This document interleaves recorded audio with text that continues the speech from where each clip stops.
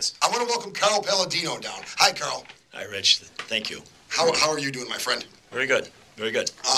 Everybody's been watching what you're doing very, very closely because you seem to have taken up the cause for all New Yorkers who are just fed up, can't take it anymore. Tell me a little bit about where you're at and where you're heading and how things are looking in your gubernatorial race. Well, they're looking very, very good. Last week we handed in our petitions for the Republican ballot, and we expect that they will pass the litmus test and that we will go on then in a Republican primary against Rick Lazio. And at this time, our people are circulating the petitions for the independent line, which is called the taxpayer line. Those petitions are due to be filed by August 17th, and they're being passed all across the state. We had a very unusual thing happen in the Republican petition process. We didn't expect it. 1,500 people statewide came out to pass our petitions. It illustrates the enormous level of frustration. And the growing dissatisfaction with this government that in Albany and, well, for that matter, in Washington too. Yeah, I mean it's really gotten to the critical mass, I believe now. I'm a businessman like you, and a lot of people that don't know you need to realize things like that. You're somebody who's done business for a long time in an area that it's really, especially the line of work that you're in. This is not an easy area to be a developer in, I'm assuming. Well, it's all of upstate New York has sort of floundered in the last 25 years. I blame it on a lack of private leadership. I think we lost a lot of our heavy industry. We didn't recover like a lot of Rust Belt cities did. Mm-hmm. And if you allow the elected leadership to run carelessly, this is what you get. You get a peace bridge that's been laying around, issue that's been laying around since 1996. You get a traffic on Main Street issue that's been laying around since 1992. We just can't seem to get out of our own way. Yeah. Now they're still talking about this canal place and the stopping it and frustrating it and it's in an environment like that your extremists, your obstructionists, they seem to come out and they stand in the way. Let me ask you this, since we're heading this way. What is the issue with Western New York? I mean, people that are here, we all love it here. No, nobody wants to. The reason why I do this show is the big reason why I do this show is I travel a lot. I never see the level of musical talent in any other city that I do in Buffalo. I mean, it's a very talented city. It's an unbelievably nice city. But why don't we have a Peace Bridge? Why do we have to pay $53 million to get a retail?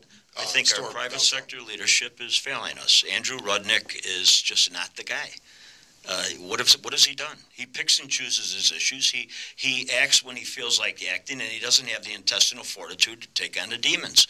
Our problem here is you can see it in the eyes of the people. And I've traveled from Ripley to Plattsburgh to the Southampton on the far end of Long Island and to Staten Island. It's that look in their eyes. It's the same. They've lost hope. Mm-hmm. They see the government in Washington, which is not grounded. There's nothing grounded there. It's total chaos. Then they look to Albany, and Albany makes Washington look like choir boys. Mm. It's crazy. I mean, the corruption, the lack of interest in doing the people's business. Look at the last couple of weeks. Where's our delegation been? Where has our legislature been? They've been laying around the pool. Yeah. The budget's not finished. How many purveyors, how many contractors, how many people are still waiting for their check? How many people have to go out and get bridge financing or their businesses are collapsing because the budget's not finished? And do you think anybody cares down there? No. And as I stated to you before the show, I have to pay sales tax quarterly.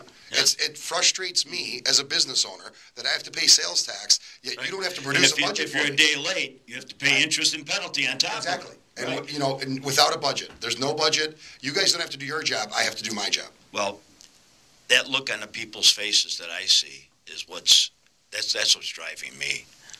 That loss of hope. And when you've lost hope, you get scared. You know, and they're thinking about their kids, they're thinking about the future generations, they're saying, hey, wait a minute, I played my whole life by the rules. You gave me a set of rules, I played by those rules. And now you want to tell me there's going to be a redistribution of wealth? Mm-hmm. Now you want to lay all this burden of Obamacare on my back as a taxpayer? And Sheldon Silver, you want to have the most liberal welfare and Medicaid benefits in America so as to invite every Tom, Dick, and Harry to come in here and lay on the backs of our taxpayers? And Bloomberg's out there saying, give us all the poor of America. Wait a minute. Who the heck are you? Yeah. Who do you think you are to come and tell us, okay, tell the taxpayers that you're going to control our lives to that extent? And you're going to take our tax dollars. And who are these people at SUNY, all right, that allow non-residents to come in and have a highly subsidized tuition? A tuition that should be $25,000, $30,000, $35,000 a year in New York State for non-residents is $12,870. And after the first year, they treat them as residents then, and they get a tuition bill for $4,950. No kidding. How sick is this? On our backs. These people never paid taxes in New York. They're not participating in our social fabric. Well, why do we let them get away with it? One of the things I brought up, too, is in our last segment, 1.2 million people. It's a number that drives me insane. 1.2 million people have left since 2001. And, you know, when 1.2 million people are leaving in a mass exodus like that, it's the best and the brightest who go. And my contention is they build cities like Charlotte. They build cities like Atlanta. And you, like I, okay, our friends, our relatives, what do we teach our kids? We teach them to respect the family values. You take care of your parents when they get old. And your parents, there's no greater wisdom that can be given to their grandchildren than from your parents. And I know what my father gave my kids. And look at the sadness around us, okay? Our friends sitting by the phone on a Sunday night waiting for that phone call for 15 minutes with their kid down in Phoenix, or so they can get 5 minutes on the phone with their grandchild. That's right. That's the sadness. That's what rings my bell.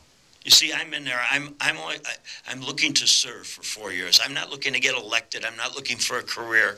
Okay, I'm looking to serve for 4 years. That's it. I have no political need for any money. Yeah, okay? lifetime politician. I have no need for power. I don't need any praise or pats on the back. I'm going to go in there for 4 years. It's going to be bloody. It's going to be controversial. It's not going to be pretty.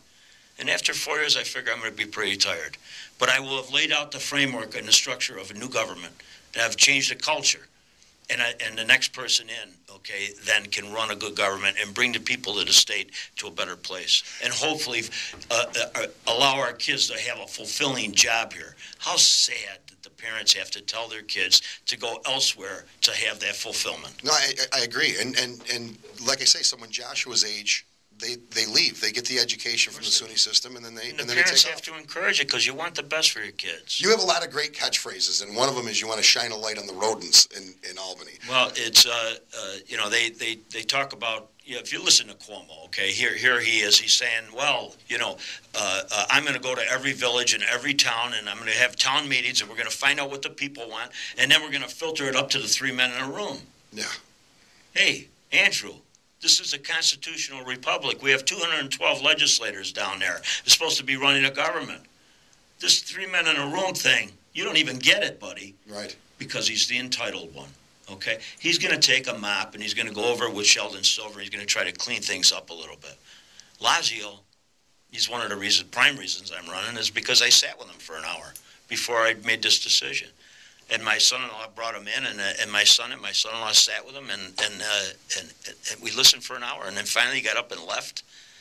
And my son turned to me. He goes, Dad, there's nothing.